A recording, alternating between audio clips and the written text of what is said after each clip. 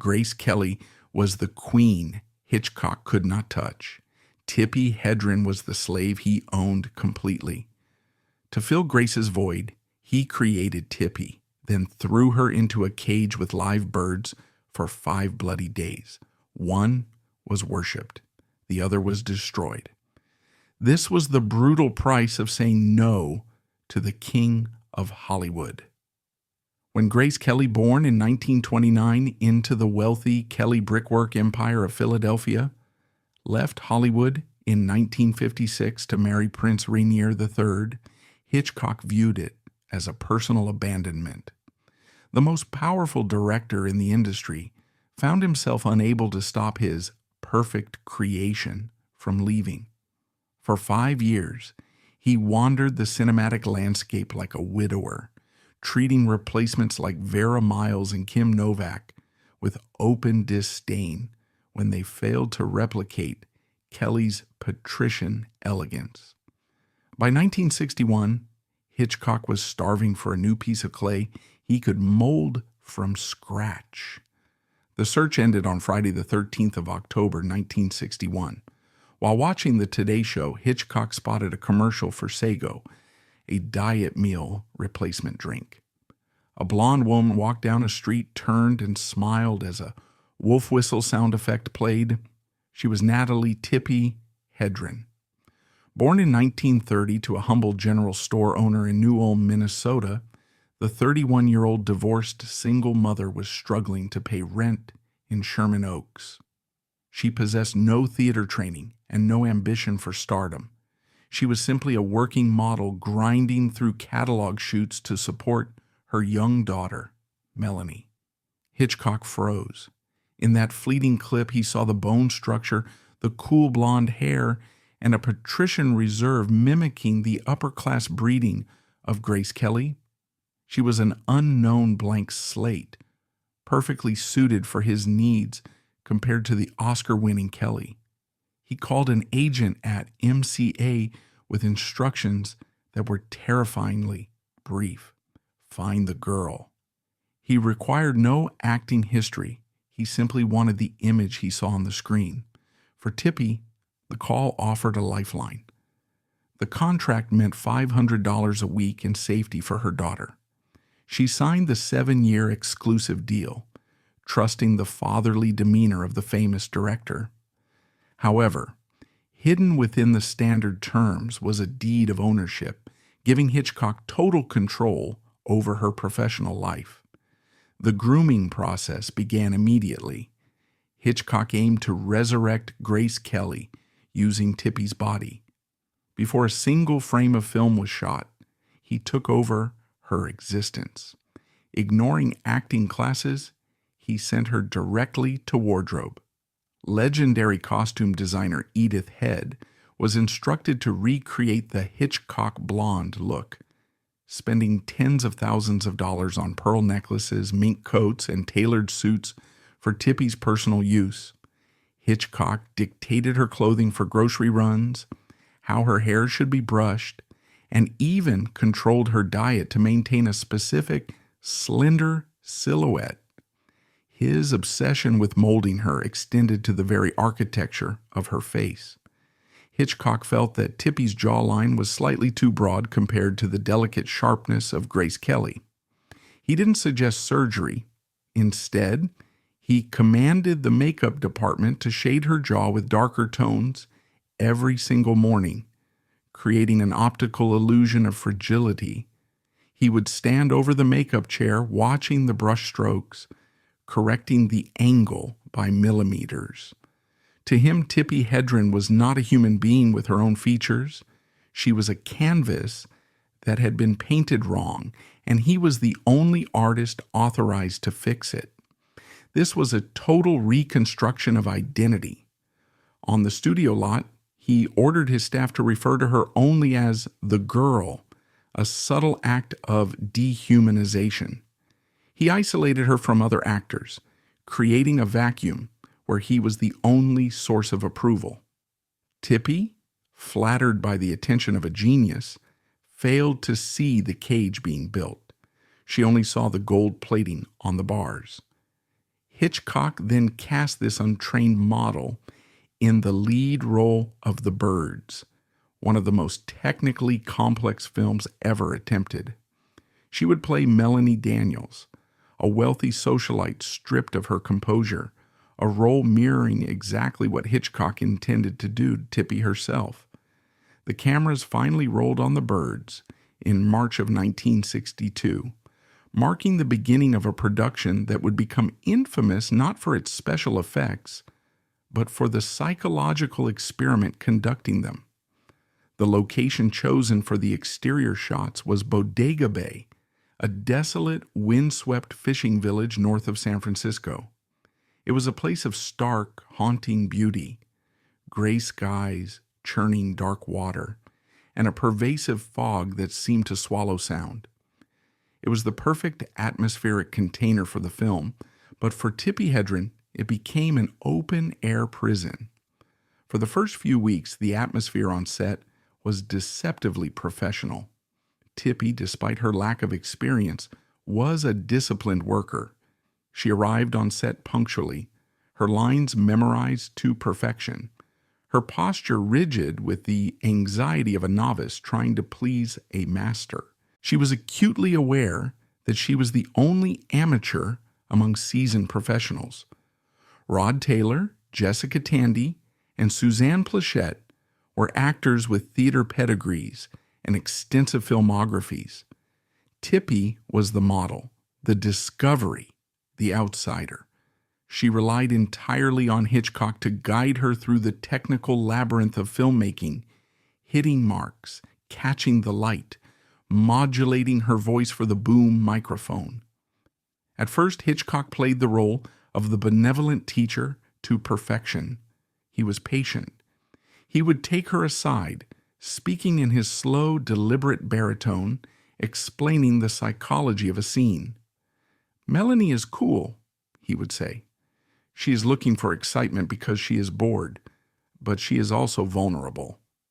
He was shaping her performance frame by frame, often dictating the exact timing of a blink or the precise angle of a head turn. Tippi, grateful for the guidance, soaked it up. She viewed his micromanagement as a safety net. She didn't yet realize it was a spider web, but as the days turned into weeks, the dynamic on the set began to shift. The crew, a tight-knit brotherhood of technicians who had worked with Hitch for years, began to notice a change in the old man. Usually Hitchcock was a remote figure on set, dozing in his chair or sharing distinct dry jokes with his cinematographer, Robert Burks. But on The Birds, he was hypervigilant. His eyes were constantly fixed on Tippi. The isolation strategy he had begun in pre-production was now enforced with military strictness. When the cameras cut, the cast would typically congregate, share cigarettes, and joke to break the tension. Rod Taylor and Suzanne Plachette were naturally gregarious, and they tried to include Tippi in their camaraderie. But the moment Tippi laughed or engaged in casual conversation, Hitchcock's mood would darken visibly. He would stare at them, a dead, unblinking gaze that sucked the air out of the room. He would then summon Tippi to his side, or have his assistant Peggy Robertson intervene with a "Miss Hedren is needed in wardrobe," or "Mr. Hitchcock needs to discuss the next setup." But the isolation went deeper than just interrupted conversations. Hitchcock issued a silent, terrifying edict to the entire crew: do not speak to the girl. It was an unwritten rule, but on a Hitchcock set, an unwritten rule was law. Technicians who had joked with her days before now walked past her with their heads down, terrified that a simple hello would cost them their jobs. Tippi was surrounded by 60 people, yet she was living on a desert island. This was psychological warfare. He wasn't just directing a movie. He was dismantling her support system piece by piece, ensuring that in a room full of people, the only voice she could hear was his. It was a subtle grinding form of social starvation. He was severing her connections to her peers, ensuring that her emotional sustenance came only from him. He began to invite himself to her dressing room for private lunches.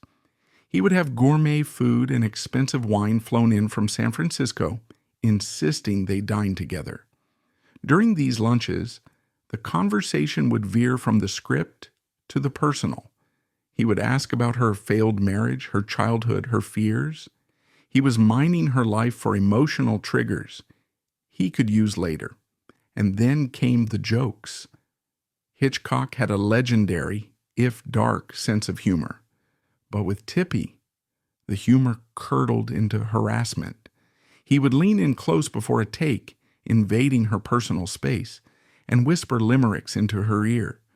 They weren't innocent rhymes. They were crude, sexually explicit verses about her body, her appearance, or hypothetical sexual scenarios.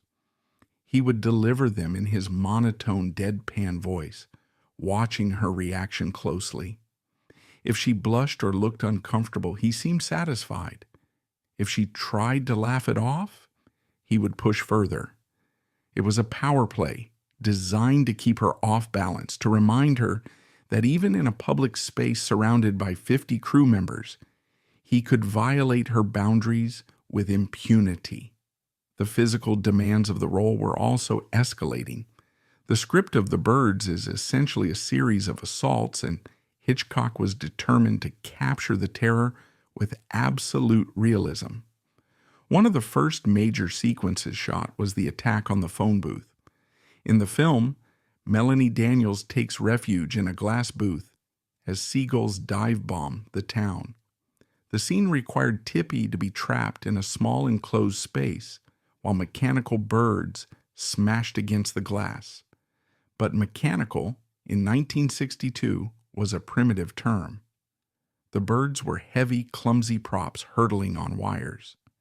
During one take, a mechanical bird smashed through the breakaway glass, which failed to break away cleanly, and shattered the pane directly in Tippi's face.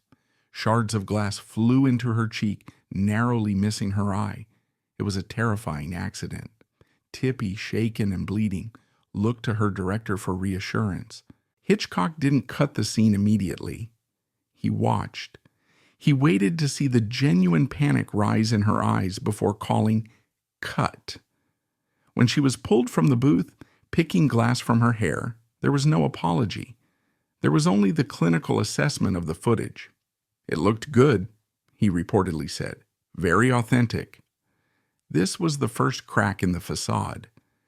Tippi began to understand that her safety was secondary to the image. To Hitchcock, she was not a fragile human being. She was a prop that could bleed. The tension on set became palpable. The crew, loyal as they were to Hitchcock, began to avert their eyes. They saw the way he looked at her. They heard the whispers. They saw the way he would freeze out anyone who got too close to the girl. There is a specific kind of silence that falls over a film set when the power dynamic becomes toxic. A heavy, complicit silence where everyone focuses intensely on their technical jobs to avoid seeing the human cost. The makeup artist, the script supervisor, the camera operators, they all saw it. But in the hierarchy of 1960s, Hollywood, the director was God. You didn't question God.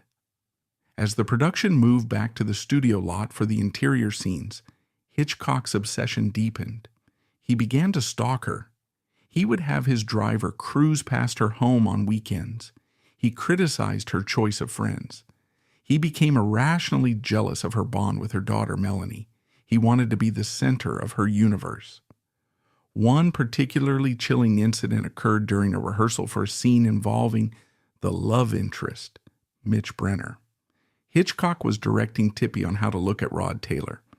"You want him," Hitchcock instructed. "You are hungry for him." But the way he described the desire, the way he framed the emotion felt voyeuristic. He wasn't directing a romance. He was projecting his own desire for Tippi onto the character of Mitch. He was living vicariously through the leading man, but because he couldn't be the leading man, he punished the leading lady. By the time the schedule approached the final weeks of filming, Tippi was exhausted. The constant vigilance, the forced isolation, and the physical battering of the action sequences had worn her down. She was thinner. Her eyes were shadowed. She was living on nerves and adrenaline. Monday, January 15th, 1963, is a date etched into Hollywood history, not as a triumph of artistic vision, but as the commencement of a documented 5-day assault. When Tippi Hedren arrived on the Universal soundstage that morning, the atmosphere was heavy with a suffocating silence that felt entirely wrong for a major motion picture set. Usually, a studio is a cacophony of carpenters, electricians, and shouting assistant directors. But on this day, the air was still, broken only by the nervous shuffling of crew members and the muffled rustling of feathers. The set for the bedroom and attic sequence had been constructed with terrifying specificity.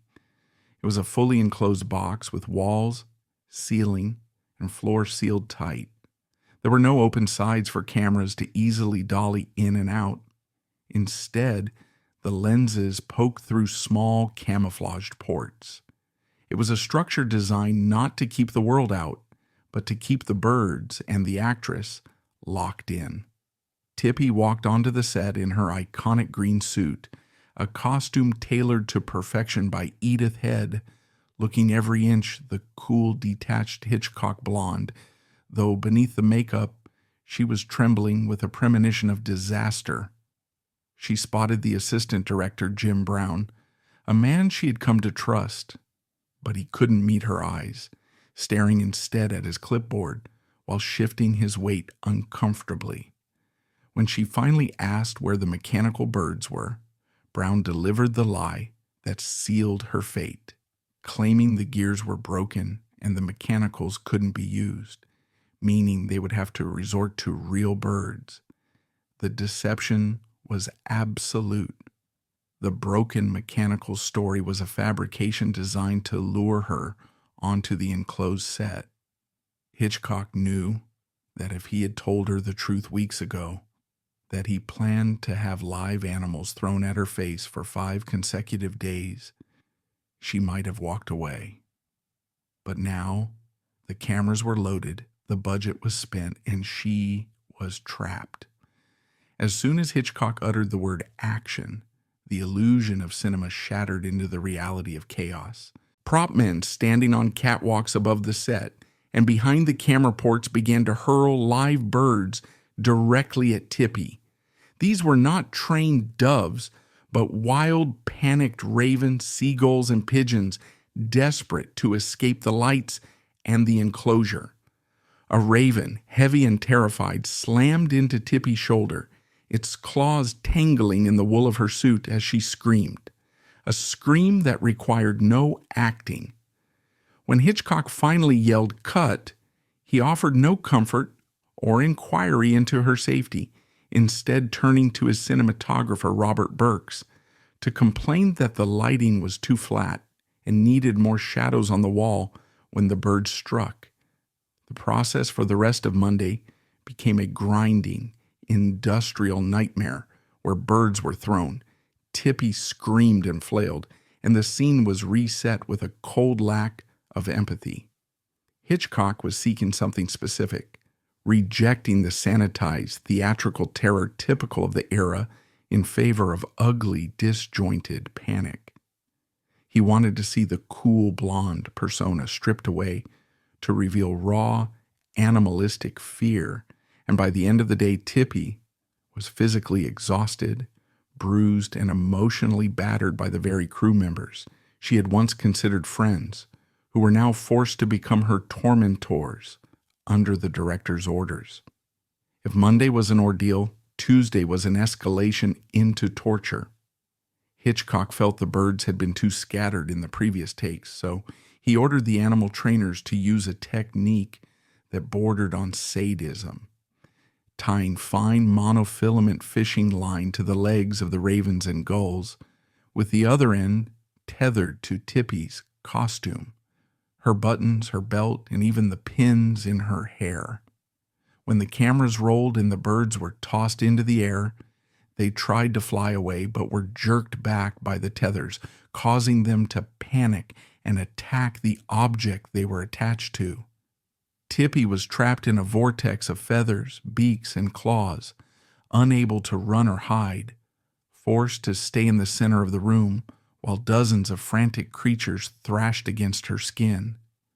The stench in the enclosed set became unbearable as the terrified birds relieved themselves constantly, filling the hot air with the smell of guano and sweat. Through it all, Hitchcock sat impassively, rarely speaking to Tippi directly, whispering notes to his assistant while observing his creation crumble with the detachment of a scientist watching a specimen in a jar. By Wednesday, the third day of the siege, the set had transformed into a place of palpable horror, and the crew, hardened industry veterans, began to crack under the strain of their complicity, moving mechanically and averting their eyes from the woman they were helping to break.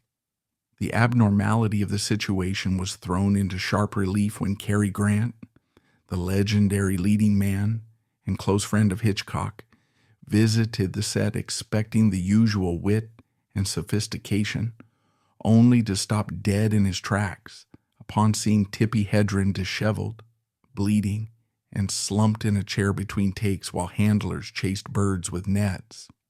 Visibly shaken, Grant walked over to her and quietly told her she was the bravest woman he had ever met, a statement that served as both a validation of her endurance and a condemnation of the abuse she was suffering. Yet the cameras kept rolling, and Hitchcock, unsatisfied with the density of the attacks, ordered the handlers to aim specifically for her head to mess up her hair. Tippi began to operate on autopilot, dissociating from the pain and trauma, enduring the blows with a numbness that Hitchcock disliked because he wanted fresh fear.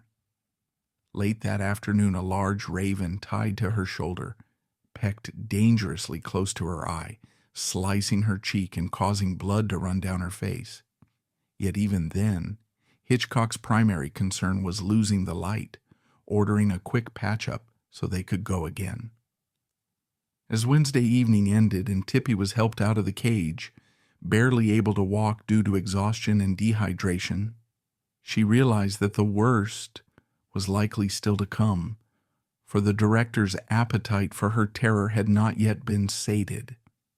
By Thursday morning, the soundstage had transformed into a theater of the absurd, a grim purgatory where the boundaries between filmmaking and sadism had completely dissolved.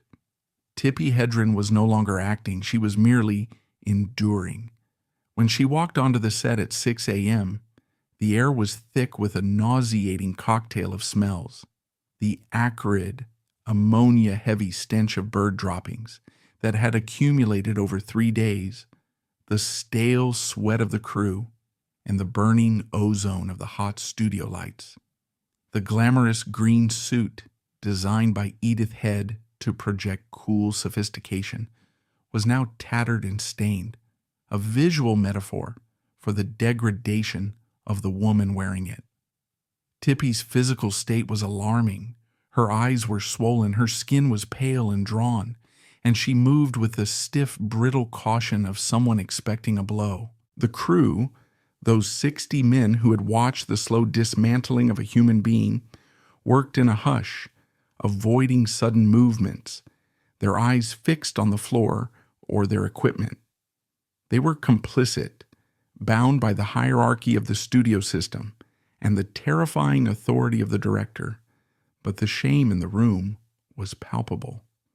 Thursday was a blur of repetitive trauma. Hitchcock, unsatisfied with the density of the chaos captured on Monday and Tuesday, demanded more birds, more aggression, and closer proximity. The handlers, under his explicit direction, continued to tie ravens and gulls to Tippi's body using elastic bands and nylon threads that cut into her skin. The birds, equally exhausted and terrified, had ceased to be wild animals and had become frantic, clawing projectiles. They defecated on her. They scratched at her scalp in their desperate attempts to fly away. Tippi, operating in a state of deep dissociation, simply stood in the center of the room, weeping silently as the cameras rolled.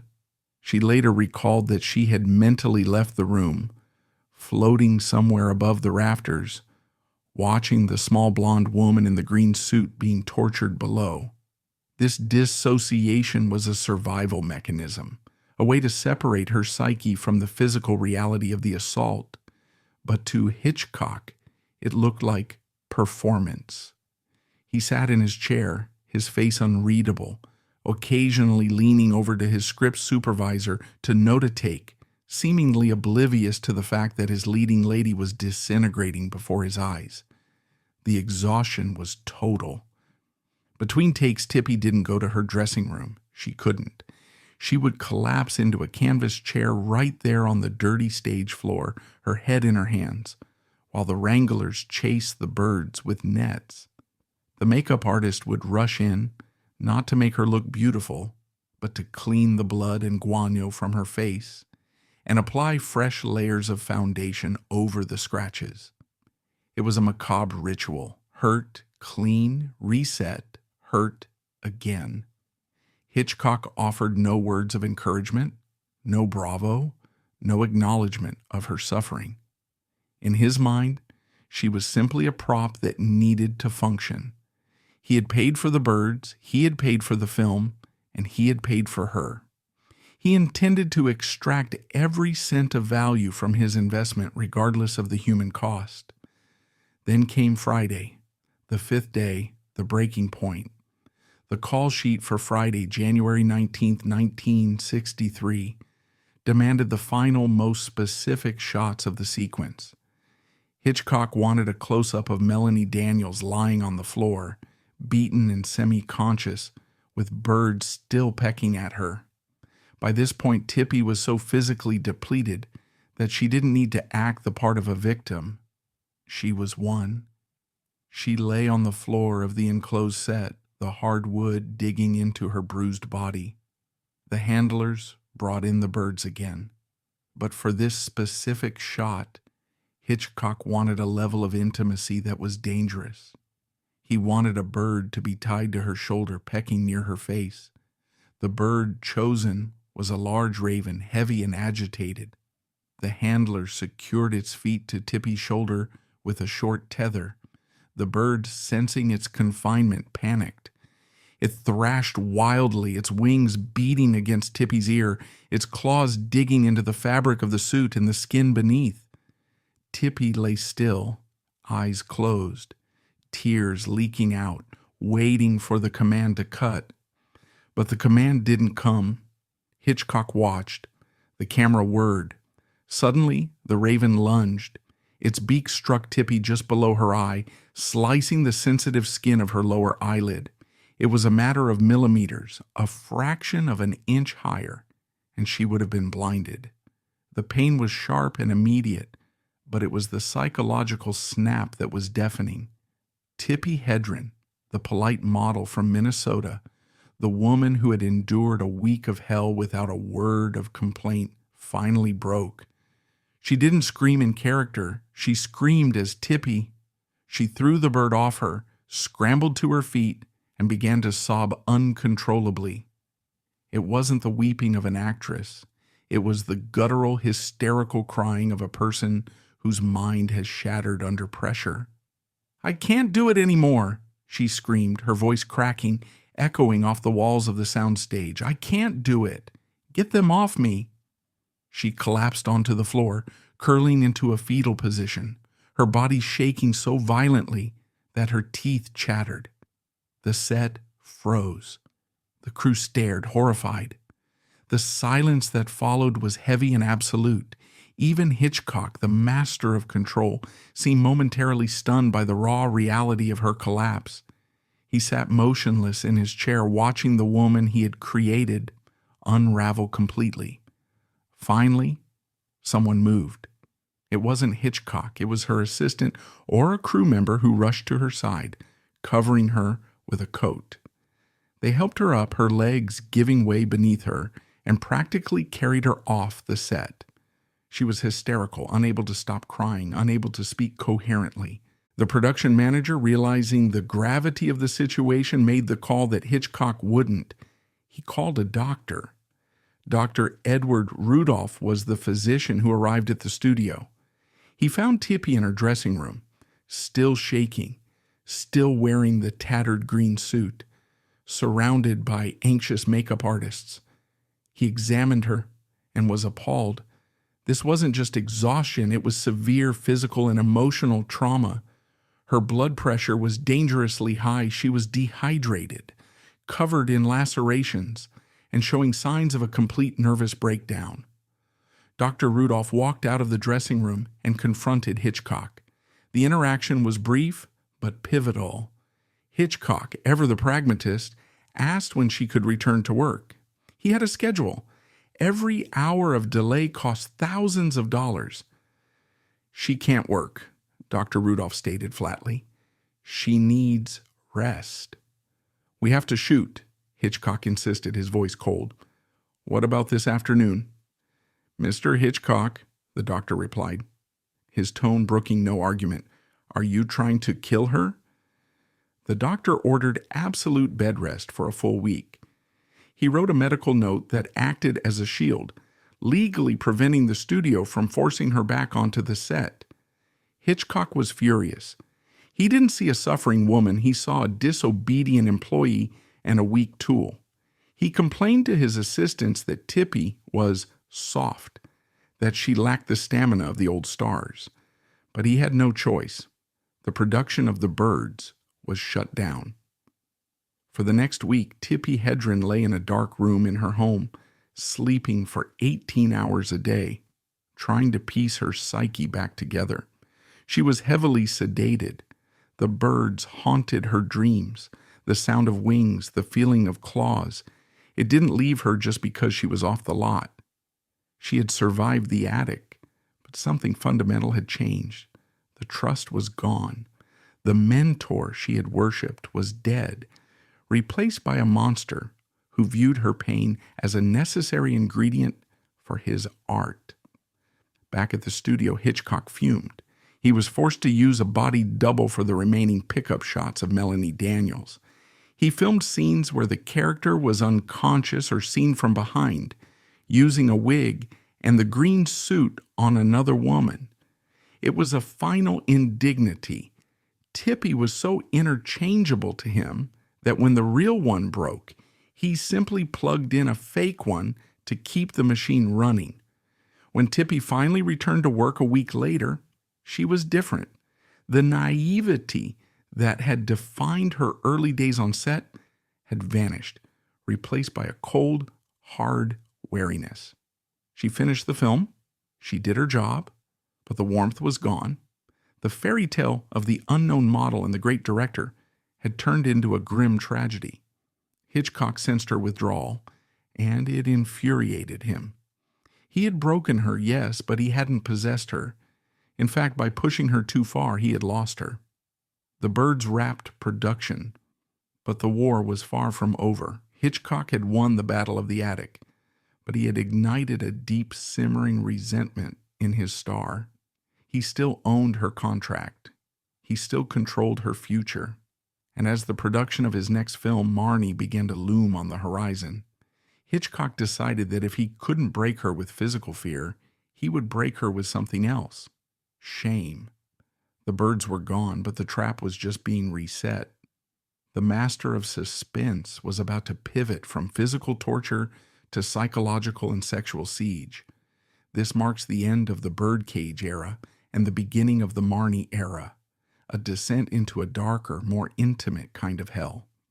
The physical scars would heal, but the next phase of Hitchcock's obsession would leave wounds that were invisible and permanent. Tippi had survived the attack of the wild. Now she had to survive the obsession of the man. The premiere of The Birds in March 1963 was a masterclass in Hollywood illusion, a glittering spectacle designed to hide the scars beneath the makeup. Tippi Hedren walked the red carpet at the Cannes Film Festival, and in New York, looking every inch the icy, composed movie star Alfred Hitchcock had manufactured. She wore white silk, diamonds, and the carefully constructed smile of a woman who had just conquered Hollywood. The world saw a fairy tale, the unknown model plucked from obscurity by genius, now the most talked about actress of the year. She won the Golden Globe for Most Promising Newcomer, a statue that felt heavy in her hands, a golden anchor weighing her down. What the flashing cameras didn't see were the lingering tremors in her hands, the nightmares that woke her screaming in the middle of the night, and the profound bone-deep exhaustion of a survivor parading as a victor.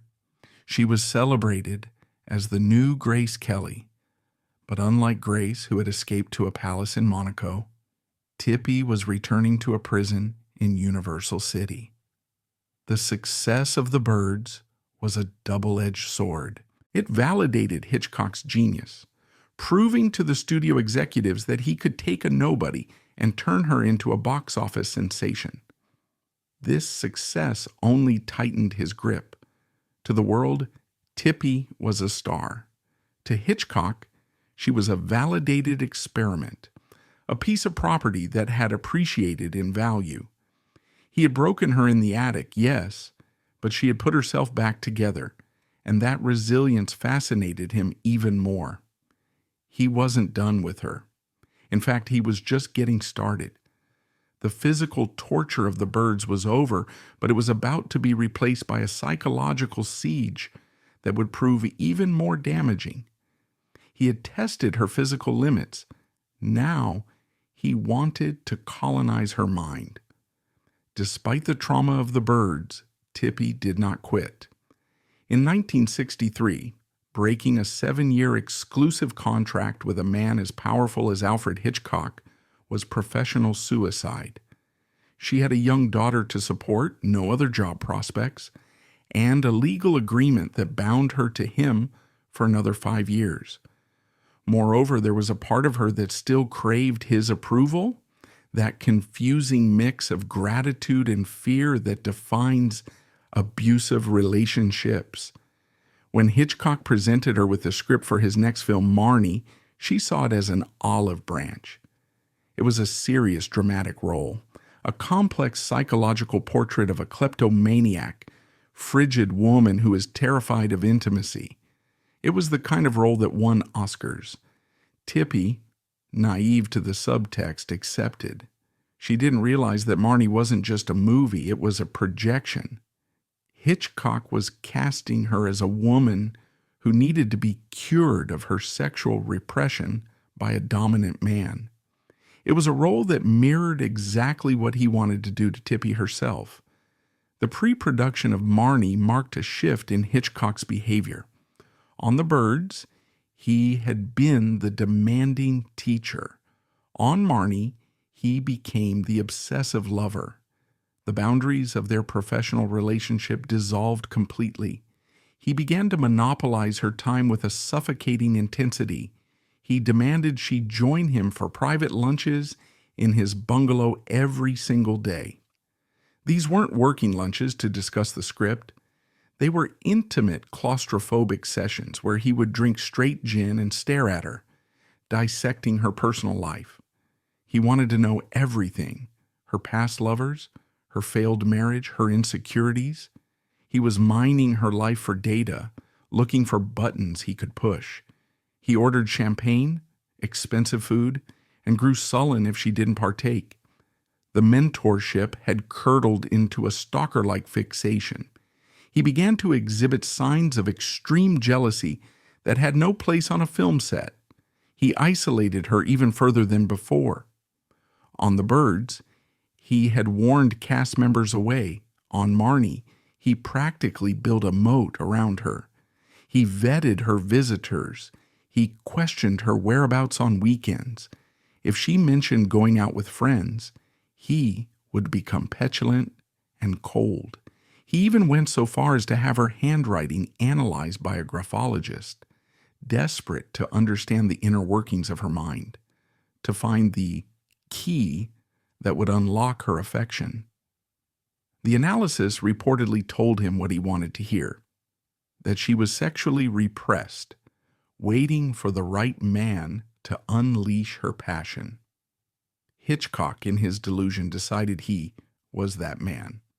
The sexual harassment, which had been limited to crude limericks and whispers on the set of The Birds, now escalated into something overt and predatory. It started with the dream analysis. Hitchcock would tell her his dreams, vivid, disturbing fantasies involving her, and ask her to interpret them. He would describe scenarios where they were alone together, escaping the pressures of Hollywood, living in a world of his creation.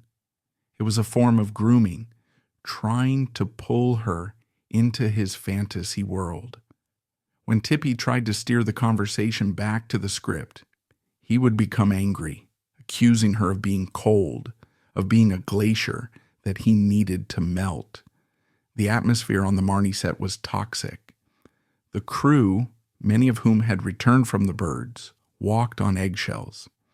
They saw the way he looked at her, a gaze that was hungry, pathetic, and terrifying all at once. Hitchcock had a secret door installed that connected his private office directly to Tippi's dressing room suite. He would appear unannounced, catching her while she was changing or applying makeup. It was a violation of her sanctuary, a constant reminder that there was no place on the lot where she was safe from him. He would linger, touching her shoulder, her hair, his hands damp and heavy. Tippi began to dread the sound of that door opening. She lived in a state of hypervigilance, her nerves frayed, constantly waiting for the next intrusion. The blurring of lines between the character of Marnie and the actress Tippi Hedren became the central horror of the production. In the film, Marnie is a thief who is blackmailed into marriage by a wealthy widower, Mark Rutland, played by Sean Connery. Mark is obsessed with Marnie. He wants to possess her, to trap her, to force her to love him. Hitchcock identified completely with Mark Rutland. He saw himself as the sophisticated savior who had bought Tippi through her contract and now had the right to fix her. He directed Sean Connery not just to play a character, but to act as his proxy. In scenes where Mark Rutland dominates Marnie, grabs her wrist, or forces a kiss, Hitchcock was living vicariously through the actor. He would call cut and then demand the action be repeated faster, harder, closer. He was choreographing his own desire using human puppets. This dynamic reached its grotesque peak during the filming of the controversial honeymoon rape sequence. In the script, Mark Rutland forces himself on his new frigid wife on a cruise ship. It was a scene of legalized sexual assault, justified by the script as a breakthrough moment for the character. For Tippi, it was a nightmare. Hitchcock was obsessed with this scene. He storyboarded it in excruciating detail. He wanted the camera to linger on Marnie's frozen, terrified face, a face that mirrored Tippi's own terror of him. During the filming, the tension was unbearable. Hitchcock was breathing down their necks, adjusting the lighting to catch the panic in her eyes. He wasn't directing a dramatic moment. He was staging a ritual of conquest. He wanted to see her submit, even if it was only to a fictional husband. But the real escalation happened off camera, in the limousines and trailers where there were no witnesses. Hitchcock began to make demands that were no longer veiled. He would grab her and try to kiss her violently, clumsy and forceful, his weight pressing her into the corner of a car seat or a makeup chair. Tippi would push him off, her heart pounding, trying to navigate the impossible situation of rejecting her boss without triggering his rage. "Hitch, please," she would say, trying to maintain a professional veneer. "Don't do this." He would retreat, panting, humiliated, and then the humiliation would turn into fury. "You're ungrateful," he would mutter, "after everything I've done for you. I made you." He truly believed that because he had made her a star, he owned the rights to her body. It was the ultimate expression of the Pygmalion complex, the sculptor falling in love with the statue, but then becoming enraged when the statue refuses to come to life for him. He couldn't understand why she didn't love him. He was rich, famous, powerful. In his mind, the transaction was complete. Fame for affection. Her refusal was a breach of contract. By late 1963, as Marnie neared completion, the situation had become untenable. Tippi was losing weight rapidly. She was isolated from her friends, estranged from the crew who were too afraid to talk to her, and trapped in a daily cycle of sexual coercion and emotional abuse. Hitchcock was becoming more desperate. The glacier wasn't melting, it was hardening. He realized that the subtle manipulations, the accidental touches, the psychological pressure, none of it was working. She was still resisting. She was still Tippi, the girl from Minnesota who just wanted to go home to her daughter. And so the predator decided to stop playing games. The final confrontation was inevitable. He couldn't break her with birds. He couldn't break her with the character of Marnie. He couldn't seduce her with money or fame. There was only one card left to play, the ultimatum. He would demand what he wanted explicitly, stripping away the pretense of artistic direction. He would force her to choose between her body and her career. The stage was set for the final act of their relationship. It would happen not on a sound stage, but in the quiet, deadly silence of his private office. It would be the moment where Tippi Hedren, the master's doll, would have to cut her own strings, knowing full well that the fall would shatter her career. The no was coming, and Hitchcock was not a man who heard that word often. The silence of the Marnie set was just the deep breath before the scream. By the final weeks of filming Marnie in the spring of 1964, the air on the Universal lot had become poisonous. The claustrophobia that defined the film's narrative, a woman trapped by her past, hunted by a man who wants to possess her, had bled entirely into reality. Tippi Hedren was no longer walking onto a film set. She was walking into a daily psychological siege. The mentor she had once revered had dissolved completely, leaving behind a man consumed by a desperate, flailing obsession. Alfred Hitchcock, the titan of Hollywood, was losing control. And for a man whose entire life and art were predicated on absolute control, this was intolerable. He had spent 2 years and millions of dollars sculpting Tippi Hedren. He had changed her hair, her clothes, her name, and her diet. He had terrorized her with birds to break her defenses and cast her as a frigid thief to explore her psyche.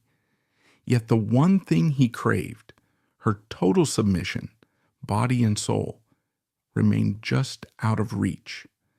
The glacier refused to melt. The doll refused to come to life in his bed. The tension culminated in an incident that Tippi Hedren would later describe as the definitive moment her life in Hollywood shattered. It did not happen on the sound stage with 60 crew members watching. It happened in the terrifying quiet of the private spaces Hitchcock had engineered to trap her. Throughout the production of Marnie, Hitchcock had become increasingly bold in his physical advances. The clumsy, aggressive groping in the back of limousines had been the prelude. Now, as the production neared its end, he decided to cash in the chips he believed he had bought. He summoned Tippi to his private bungalow office, or, according to some accounts, trapped her in her dressing room via the secret door he had installed. The setting doesn't matter as much as the demand. Hitchcock finally stripped away the veneer of method directing and character research. He made an explicit sexual demand. It was a transaction laid out with the cold logic of a business deal. Give me what I want, physically and sexually, and you will have the world. Continue to refuse me, and you will have nothing. He was leveraging her entire existence. He knew she was a single mother. He knew she had no savings. He knew her entire identity as a star was a construct he owned. He truly believed that the weight of his power would crush her resistance. He expected her to weep, to bargain, or perhaps finally to surrender. But Tippi Hedren did the unthinkable. Standing before the most powerful director in the industry, a man who could blacklist her with a single phone call, she didn't flinch. She looked him in the eye and uttered the word that no one at Universal, not the executives, not the agents, and certainly not the actors, ever said to Alfred Hitchcock. She said no. It wasn't a hesitant no, it was a final absolute rejection of the entire premise of their relationship. She told him that she would not sleep with him. She told him that she wanted out. She told him that her dignity was not for sale, not even for the price of being a Hollywood legend. The reaction was immediate and terrifying. Instead of screaming or throwing a tantrum, Hitchcock went cold. The warmth, the obsession, and the professed love evaporated in a split second, replaced by a vindictive, reptilian stillness. He looked at her with dead eyes, the eyes of a man looking at a broken appliance, and delivered the sentence that would define the next decade of her life. He said simply and quietly, "I will ruin your career." It was more than a threat. It was a promise delivered with logistical certainty. In 1964, under the studio system, he possessed both the legal right and the practical power to do exactly that. He owned her. Her contract still had years to run. He could prevent her from working for anyone else while refusing to cast her in his own films. He could put her in a professional coma. The brutality of his revenge was not hypothetical. At the height of her fame, the celebrated French director François Truffaut, a man who worshipped Hitchcock, desperately wanted to cast Tippi in his masterpiece, Fahrenheit 451. It was the role that would have solidified her as a global icon independent of Hitchcock. Truffaut sent the script to Universal. Hitchcock, holding the exclusive contract, intercepted the offer. He didn't even show it to Tippi. He simply replied to Truffaut that the girl was unavailable. He didn't just stop her from working. He erased her future quietly and bureaucratically, while she sat at home wondering why the phone had stopped ringing. Tippi knew this. She heard the death knell of her dreams in that room, but she turned around, walked out the door, and slammed it shut on the master of suspense. When her contract finally expired in 1966, Tippi Hedren walked out of Universal a free woman, but her momentum was gone. The industry had shifted. The Hitchcock blonde was out of fashion, and the rumors Hitchcock planted had taken root. She rebuilt her life slowly, working in television and independent films, eventually finding a new calling in wildlife preservation with the Shambhala Preserve. Alfred Hitchcock never found another muse who could replace her. While he remained a celebrated master of cinema until his death in 1980, the shadow of his obsession with Tippi Hedren remains a permanent stain on his legacy. The girl he tried to break outlived him, outlasted his control, and refused to be just another prop in his story. Tippi Hedren survived Hitchcock's torture, but not every goddess was so lucky. Some stars were literally burned to ash by the very glory of Hollywood. In the next episode, which couple's dark secrets do you want legendary stories to unveil? Let us know in the comments.